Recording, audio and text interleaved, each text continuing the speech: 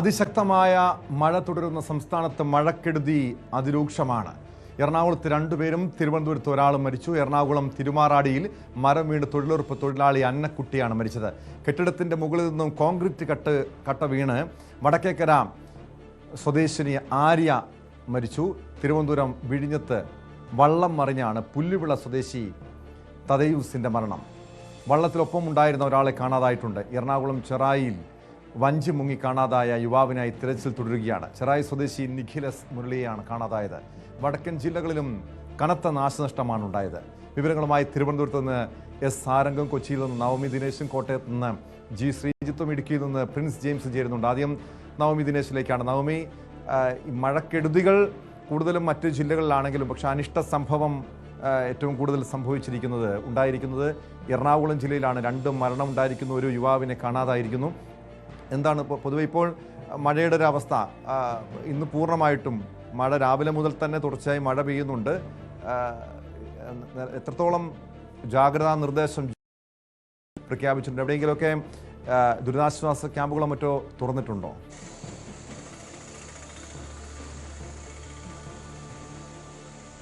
നിലവിൽ ദുരിതാശ്വാസ ക്യാമ്പുകൾ തുറക്കേണ്ട ഒരു സാഹചര്യം എറണാകുളം ജില്ലയിലില്ല. എങ്കിൽ പോലും കനത്ത ജാഗ്രതാ നിർദ്ദേശം നൽകിയിട്ടുണ്ട്. അടുത്ത 3 മണിക്കൂർ എറണാകുളം ജില്ലയിൽ റെഡ് അലേർട്ടാണ്. കാരണം അതിശക്തമായിട്ടുള്ള മഴയുണ്ടാകാൻ സാധ്യതയുണ്ടെന്നാണ് കാലാവസ്ഥാ നിരീക്ഷണ കേന്ദ്രം അറിയിക്കുന്നത്. അല്പസമയം മുമ്പ് വന്ന അറിയിപ്പ് പോലും അങ്ങനെയാണ് സൂചിപ്പിക്കുന്നത്.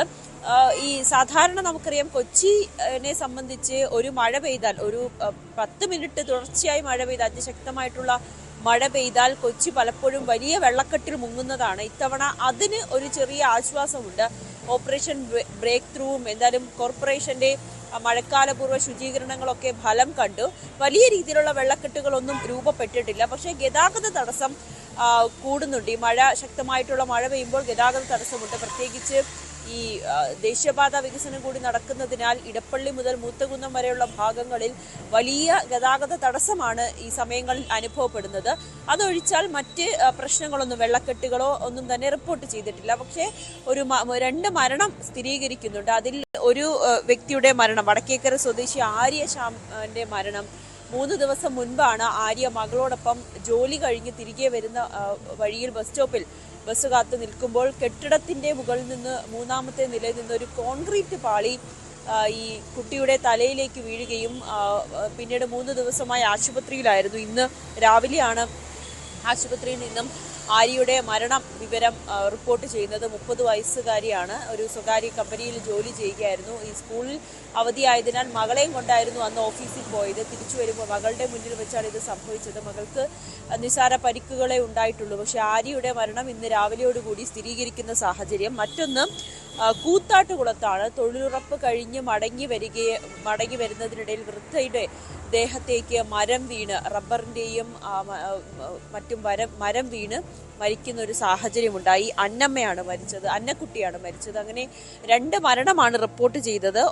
വേറൊരു പ്രധാനപ്പെട്ട കാര്യം, ഈ ചെറായിൽ വഞ്ചി മുങ്ങി ഇന്നലെ ഒരു വൈകിട്ട് 6:30 ഒരു യുവാവിനെ കാണാതായിരുന്നു. ആ യുവാവിന് വേണ്ടിയിട്ടുള്ളൊരു അന്വേഷണം പുരോഗമിച്ചുകൊണ്ടിരിക്കുകയാണ്. തിരച്ചിൽ പുരോഗമിക്കുകയാണ്. ചെറായി സ്വദേശി നിഖിലാണ് സുഹൃത്തുക്കൾക്കൊപ്പം മീൻ പിടിക്കാൻ പോയത്. ആ സമയത്ത് ശക്തമായിട്ടുള്ള കാറ്റിലും മഴയിലും വഞ്ചി മുങ്ങുകയും ഈ സുഹൃത്തുക്കളെ രക്ഷപ്പെടുത്താൻ സാധിച്ചു. പക്ഷേ നിഖിലിനെ രക്ഷപ്പെടുത്താൻ സാധിച്ചിട്ടില്ല.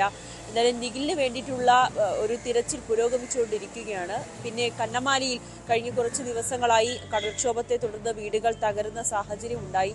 അവിടെ ജനജീവിതം ഓരോ ദിവസം കഴിയുന്തോറും വളരെ ദുസ്സഹമായിക്കൊണ്ടിരിക്കുകയാണ്. അവിടെയും ഇപ്പോഴും കടലാക്രമണം ഉണ്ടായി എന്നുള്ളൊരു റിപ്പോർട്ടൊക്കെ വരുന്നുണ്ട്. തീരദേശ മേഖലയിലുള്ളവർക്ക് ജാഗ്രതാ നിർദ്ദേശം നൽകിയിട്ടുണ്ട്. കടലിൽ പോകരുതെന്ന് നിർദ്ദേശം നൽകിയിട്ടുണ്ട്. ഈ പ്രത്യേകിച്ചും ഇത്തരത്തിൽ കടൽക്ഷോഭം രൂക്ഷമായിരിക്കുന്ന സാഹചര്യത്തിൽ, ഒപ്പം പുഴകളിലൊക്കെ മീൻ പിടിക്കാൻ പോകരുതെന്ന് നിർദ്ദേശം നൽകിയിട്ടുണ്ടെങ്കിൽ പോലും ആളുകളൊക്കെ ഇത് അവഗണിച്ചു പോകുന്നത് വലിയൊരു അപകടത്തിലേക്ക് വഴിമാറുന്നു എന്നുള്ളതാണ് പറയാനുള്ളത്.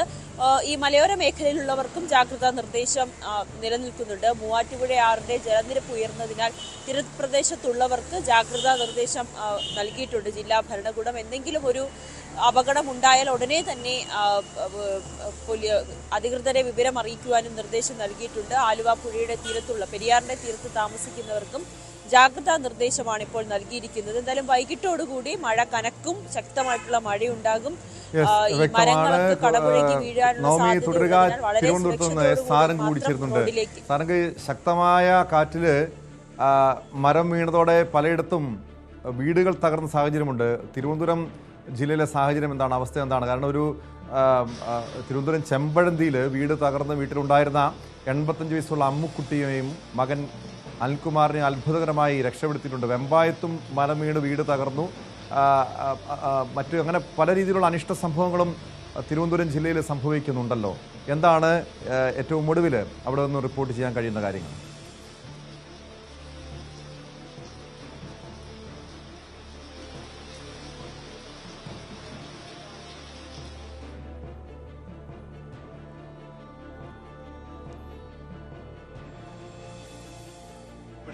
അത് കുറെ സമയം നീണ്ടു നിൽക്കുന്ന ഒരു സാഹചര്യം ഉണ്ടായിരുന്നു. ഇത്തവണത്തെ പ്രത്യേകത എന്താ വെച്ചാൽ ആ വെള്ളക്കെട്ട് വരുന്ന പ്രശ്നങ്ങൾ ഈ നിലവിലില്ല. പക്ഷെ അതിനു പകരം ശക്തമായ കാറ്റാണ് ഇത്തവണ തിരുവനന്തപുരം ജില്ലയിൽ തന്നെ മൊത്തമായിട്ട് കേരളത്തിലുടനീളം ശക്തമായ കാറ്റിന്റെ പ്രശ്നങ്ങളുണ്ട്. അതേപോലെ തന്നെ തിരുവനന്തപുരം ജില്ലയിലെ ജനങ്ങൾ ഏറെ ബുദ്ധിമുട്ട് അനുഭവിക്കുന്നത് ഈ മഴക്കൊപ്പം തന്നെ വരുന്ന ശക്തമായ കാറ്റാണ്. ആ കാറ്റിൽ മരങ്ങൾ കടപുഴകി വീണ് നിരവധി ഭാഗങ്ങളിൽ ഗതാഗത തടസ്സവും അതേപോലെ തന്നെ വൈദ്യുതി ബന്ധം പല ഭാഗങ്ങളിലും വിച്ഛേദിക്കപ്പെട്ടിട്ടുണ്ട്. KSEB ജീവനക്കാരടക്കം മണിക്കൂറുകളോളം പ്രയത്നിച്ചിട്ടാണ് പല ഭാഗങ്ങളിലെയും വൈദ്യുതി ബന്ധം പുനഃസ്ഥാപിക്കാൻ കഴിയുന്നത്. ഈ കാറ്റാണ് പല ഭാഗങ്ങളിലും വീടിന്റെ മേൽക്കൂര ഇളകി പോവുക, അതുപോലെ പാർക്കിംഗ് ഭാഗത്തുള്ള ഷീറ്റുകൾ ഇളകി പോവുക, അങ്ങനെ വളരെ അപകടകരമായ 60 കിലോമീറ്റർ വേഗതയിലടക്കമുള്ള അതിവേഗതയിലുള്ള കാറ്റാണ് നിലവിലെ തിരുവനന്തപുരം നഗരത്തിലടക്കം ഉള്ള പ്രശ്നങ്ങൾക്ക് പ്രധാന കാരണമായിട്ട് പറയാനുള്ളത്. വയോധിക രക്ഷപ്പെട്ടത് തലനാരി വേട്ടാണെന്ന് തന്നെ പറയണം. കാരണം അപകടാവസ്ഥയിലുള്ള ഈ അപകടത്തിൽ നിന്നും രക്ഷപ്പെടാൻ 85 വയസ്സുള്ള ഈ വയോധിക വളരെ അത്ഭുതകരമായി മാത്രമാണ് രക്ഷപ്പെട്ടത്. അതേപോലെ തന്നെ പല സാഹചര്യങ്ങളിലും മരം കടപുഴകി വീഴുന്നതുമൊക്കെ യാത്രക്കാരുടെ ദേഹത്തേക്ക് ഈ മരങ്ങൾ വീഴാത്തത് ഭാഗ്യം കൊണ്ട് മാത്രം എന്നാണ് പറയാൻ പറ്റുള്ളൂ. മാത്രമല്ല മഴയോടൊപ്പം വരുന്ന ഈ ശക്തമായ കാറ്റിൽ വഴിയാത്രക്കാർക്കും അതേപോലെ തന്നെ ബൈക്ക് യാത്രക്കാർക്കും മറ്റും റോഡ് സൈഡിലും മറ്റും നിൽക്കാൻ പോലും കഴിയാത്ത രീതിയിലുള്ള അവസ്ഥ നിലവിലെ സാഹചര്യത്തിലുണ്ട്. അതേപോലെ തന്നെ വൈദ്യുതി ബന്ധം പല ഭാഗങ്ങളിലും നിലവിൽ ഇപ്പോഴും വിച്ഛേദിക്കപ്പെട്ടിട്ടുണ്ട്.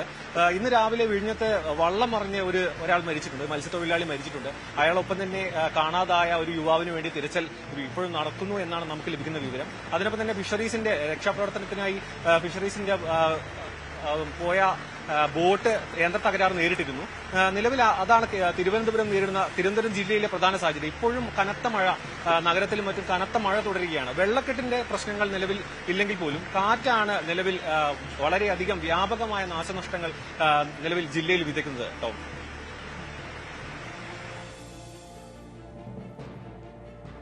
തീർച്ചയായും അതുതന്നെയാണ് ഏറ്റവും വലിയ രീതിയിൽ ഈ നാശനഷ്ടങ്ങൾ ഉണ്ടാകാൻ കാരണം വലിയ രീതിയിൽ ശക്തമായ കാറ്റുണ്ട്. അതുകൊണ്ട് തന്നെയാണ് ഈ മഴയുള്ളപ്പോൾ അല്ലെങ്കിൽ രാത്രി സമയങ്ങളിലൊക്കെ വാഹന ഗതാഗത സംവിധാനങ്ങളൊക്കെ പരമാവധി യാത്രകൾ ഒഴിവാക്കണമെന്ന ജില്ലാ ഭരണകൂടങ്ങൾ നിർദ്ദേശം നൽകിയിരിക്കുന്നത്. സാരംഗ്, മറ്റൊരു കാര്യം, വെള്ളക്കെട്ട് കുറവാണ്. അതുകൊണ്ട് തന്നെ ഇത് ഗതാഗത കുരുക്കൊന്നും കാര്യമായി ഉണ്ടാക്കുന്നില്ല. പക്ഷേ ട്രെയിൻ ഗതാഗതം ചെറിയ രീതിയിലൊക്കെ പ്രതിസന്ധി സൃഷ്ടിക്കുന്നുണ്ടെന്ന് പറയുന്നുണ്ട്. പലയിടത്തും ട്രെയിനുകൾ വൈകി ഓടുന്ന സാഹചര്യമുണ്ട്.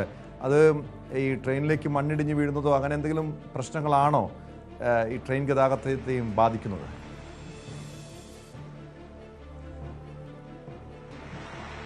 നിലവിലെ സാഹചര്യത്തിൽ കാറ്റ് തന്നെയാണ് ട്രെയിൻ ഗതാഗതത്തെയും കാര്യമായി ബാധിക്കുന്നത്. കാരണം മരങ്ങൾ കടപുഴകി ട്രാക്കിലേക്ക് വീഴുന്നത് കാരണമാണ് ട്രെയിനുകൾ പല ഭാഗത്തും പിടിച്ചിടേണ്ട അവസ്ഥ വന്നിരുന്നത്. ഇന്ന് രാവിലെ 5:55 പുറപ്പെടേണ്ടിരുന്ന ജനശതാബ്ദി 8:45 കൂടിയാണ് പുറപ്പെടേണ്ടിരുന്നത്. സാധാരണഗതിയിൽ വന്ദേ ഭാരതും ജനശതാബ്ദിയും കൃത്യനിഷ്ഠതയുടെ കാര്യത്തിൽ ഒരുപാട് മുന്നോട്ട് നിൽക്കുന്ന ട്രെയിനുകളാണ്. ആ ട്രെയിനുകളാണ് ഇന്ന് ഒരുപാട് വൈകി 5:55 പുറപ്പെടേണ്ട ജനശതാബ്ദിയാണ് പിന്നീട് 8:45 കൂടിയാണ് തിരുവനന്തപുരത്ത് നിന്ന് പുറപ്പെടാൻ സാധിച്ചത്. അതേപോലെ തന്നെ മിക്കവാറും പരശുറാം എക്സ്പ്രസ് അടക്കമുള്ള മറ്റ് പല ഇന്റർസിറ്റി അടക്കമുള്ള പല ട്രെയിനുകളും വളരെ വൈകിയാണ് ഓടുന്നത്. കാരണം കനത്ത മഴ ഒരു കാരണമാണ്. അതിനൊപ്പം തന്നെ മരങ്ങൾ കടപുഴകി ട്രാക്കിലേക്ക് വീഴുന്നതാണ് അപ്രതീക്ഷിതമായിട്ട് ട്രെയിനുകൾ പല ഭാഗങ്ങളിലും പിടിച്ചിടേണ്ട ഒരു സാഹചര്യം വരുന്നത്.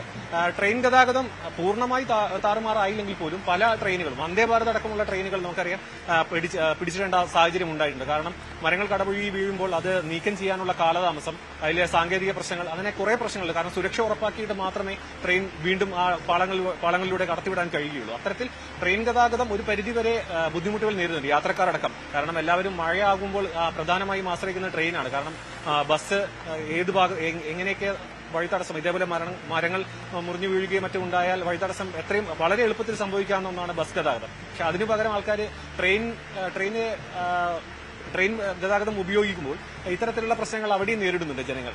നിലവിൽ അതാണ് ട്രെയിൻ ഗതാഗതത്തിലും അതേപോലെ തന്നെ ബസ് ഗതാഗത എല്ലാ രീതിയിലും ജനങ്ങൾ മഴയും കാറ്റും കൊണ്ട് തിരുവനന്തപുരം ജില്ലയിൽ ബുദ്ധിമുട്ടുകൾ നേരിടുകയാണ്.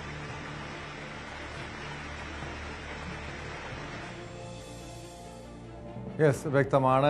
സാരംഗാണ് വിവരങ്ങൾ നൽകിയത്. എന്തായാലും സാരംഗ് സൂചിപ്പിച്ചതുപോലെ പലയിടത്തും സംസ്ഥാനത്തിൻ്റെ പല മേഖലകളിലും വൈദ്യുതി തടസ്സം നേരിടുന്നുണ്ട്. പ്രത്യേകിച്ചും ഈ മഴക്കെടുതി ഇത്തവണ കൂടുതലായും അനുഭവപ്പെട്ടത് തിരുവനന്തപുരം, കൊല്ലം, പത്തനംതിട്ട, കോട്ടയം, ഇടുക്കി ജില്ലകളിലാണ്.